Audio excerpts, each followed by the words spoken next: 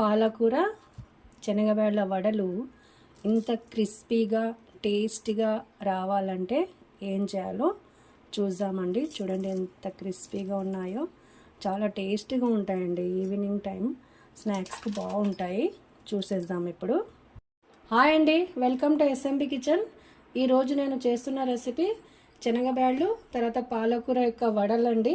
దానికి కావాల్సిన పదార్థాలు: టీ గ్లాసు శనగబేళ్ళు నేను నానబెట్టి తీసుకున్నాను, 4 గంటలు నానేవి.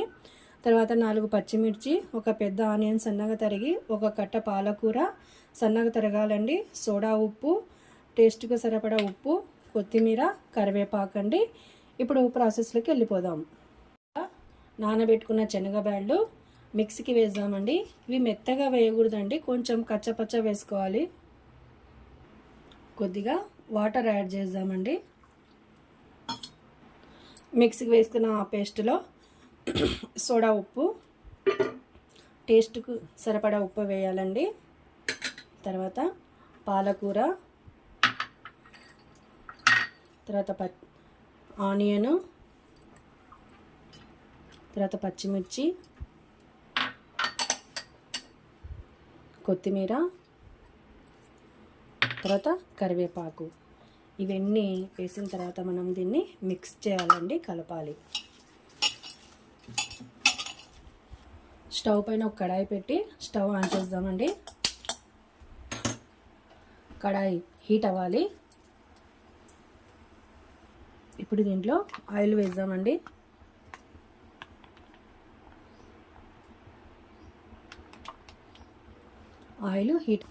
ఆయిల్ హీట్ అయిందండి. మనము పిండి ఇలా తీసుకొని ఇట్లా ముద్ద చేయాలండి. ముద్ద చేసి వేసుకోవాలి బాల్స్ లాగా.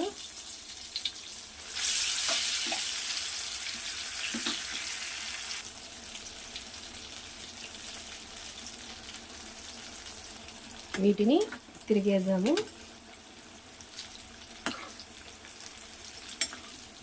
చాలా టేస్టీగా ఉంటాయండి ఇవి.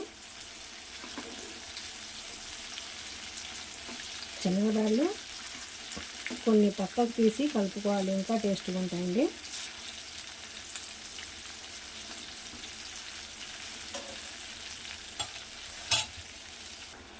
ఇలా దోరగా వేయించుకోవాలండి. సాయంత్రం పూట స్నాక్స్ చాలా బాగుంటుందండి ఇది. ఇప్పుడు పక్కకు తీసేద్దాము.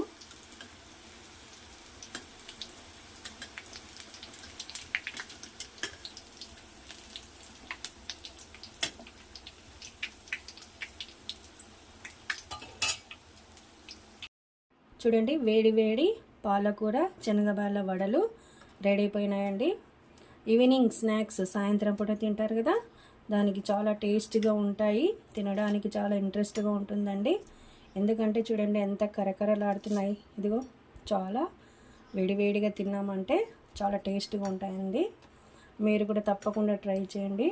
నా ఛానల్ సబ్స్క్రైబ్ చేయండి, లైక్ చేయండి. Thank you.